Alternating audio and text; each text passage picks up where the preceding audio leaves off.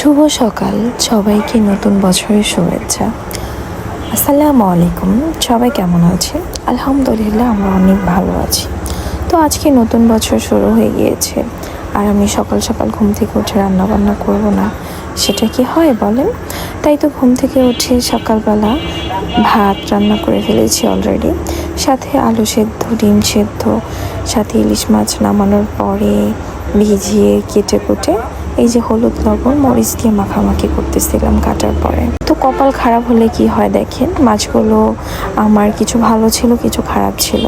মাছগুলো আমার জামাই আমাকে শখ করে পাঠিয়েছিল ভালোবেসে, তো একজনের মাধ্যমে দিয়েছিল। সে আমাকে কিছু ভালো মাছ দিয়েছে, কিছু নরম মাছ দিয়েছে। তো কপাল খারাপ হলে আর কি করার আছে, কিছু করার নাই।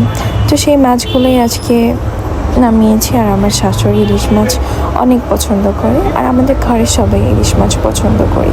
আর আজকে তো পহেলা বৈশাখ বলে কথা, ইলিশ মাছ হবে না তা কি হয়? তাই তো ইলিশ মাছ ছিল, সাথে টাকি মাছ ছিল, টাকি মাছ ভর্তা করা হবে, সাথে ছিল গোড়া মাছ চচ্চড়ি করব, উস্তা ভাজি, সাজনা দিয়ে ডাল রান্না করব, আলু ভর্তা করব। তো আমার কাজে আমার শাশুড়ি ঘুম থেকে উঠে তাড়াতাড়ি করে খেয়ে দিয়ে আমার কাজে অনেক হেল্প করেছে। তো এদিকে আমি গোড়া মাছ চচ্চড়ি করার জন্য সব কিছু একসাথে নিয়ে মাখামাখি করে কড়াইতে বসিয়ে দিয়েছি। আর এদিকে আমার শাশুড়ি রাইস কুকারে ডাল রান্না করবে সাজনা দিয়ে। এই তো আমার গোড়া মাছ মাখানো শেষ, তো এখন চুলায় দেওয়া বাকি। হতে আর কতক্ষণই লাগবে বলেন? তো চুলায় দিয়ে ফেলেছি অলরেডি। আমার শাশুড়ি গোড়া মাছ অনেক বেশি পছন্দ করে, আমরাও খাই। আর এদিকে আলুগুলো ছুলতেছিলাম।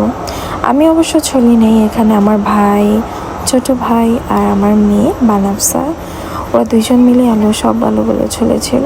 আর এই যে আপনাদের দেখাচ্ছি। তো আমার মেয়ে প্রথম আলু চলতেছিল, এদিকে গোড়া মাছগুলো হয়ে আসতেছিল প্রায়, তাই উপর দিয়ে ধনিয়া পাতা দিয়ে দিয়েছিলাম। আর আমি কখনো গোড়া মাছে পানি রাখি না, আমি সবসময় গোড়া মাছ মাখা মাখা করেই খাই। একসময় গোড়া মাছ একদমই পছন্দ করতাম না, তো আমার জামাই অনেক পছন্দ গোড়া মাছ, তো তার সাথে থাকতে থাকতে আমারও পছন্দের তালিকায় গোড়া মাছ হয়ে গেছে। এই তো আমার রান্না করা শেষ। এই যে আমার শাশুড়ি উস্তা ভাজি করতেছিল, তো আমার শাশুড়ির উস্তা ভাজিগুলো একটু ডিফারেন্টভাবে করতেছিল, সে তার মতো করে। আর এই যে আমার শাশুড়ি সাজনা রান্না করা শেষ। সাজনা আমার শাশুড়ির অনেক পছন্দ, আমি ফার্স্ট টাইম সাজনা রান্না করা দেখেছি, এর আগে আমি কখনো সাজনা রান্না করিনি। তো আমার শাশুড়ি রান্না করতেছিল আর আমি দেখতেছিলাম। আর এদিকে সব কিছু রান্নাবান্না শেষ প্রায়, আর ইলিশ মাছ ফ্রাই করাও শেষ হয়ে যাচ্ছে। আর আমার মেয়ে ওইদিকে ইলিশ মাছ ঘ্রাণে বারবার বলতেছিল, মাম্মি কখন খাবো কখন খাবো। আসলে কম বেশি সবারই হয়তো বা ইলিশ মাছ ভাজাটা সবারই অনেক পছন্দ। আমার দেখা যাদের অ্যালার্জির প্রবলেম একটু বেশি থাকে তাদেরই হয়তো ইলিশ মাছ ভাজাটা বেশি পছন্দ থাকে, যেমন আমি আর আমার মেয়ে। যাই হোক, এদিকে ইলিশ মাছ ভাজা শেষ, তারপর আমি কুমড়া ভাজা করলাম। আর এদিকে আমার অলরেডি আলু ভর্তা করাও শেষ। অন্যদিকে আমার শাশুড়ি নামাজ শেষ করে এসে টাকি মাছগুলো ভাজতেছিল আর কুমড়াগুলো সাজায় নিল। তারপর আমার শাশুড়ি টাকি মাছগুলো ভাজা হয়ে গেলে ভর্তা করবে। তো এই যে অনেকক্ষণ ধরে বাছাবাছি শেষ করার পর বসে বসে সে এখন টাকি মাছ ভর্তা করতেছে, একটু ডিফারেন্টভাবে।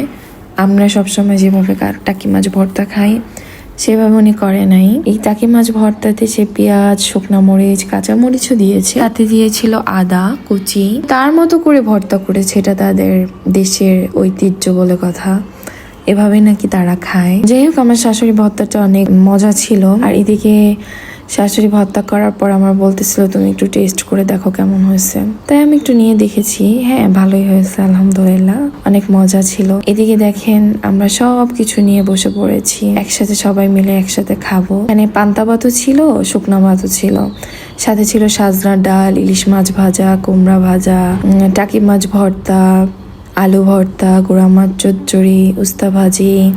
নতুন বছরে পরিবারের সবার সাথে একসাথে খাওয়ার সৌভাগ্য আল্লাহ দিয়েছেন, আলহামদুলিল্লাহ। আপনাদের সবার নতুন বছর অনেক অনেক ভালো কাটুক, পরিবারের সাথে সবাই একসাথে থাকেন। আল্লাহ হাফেজ।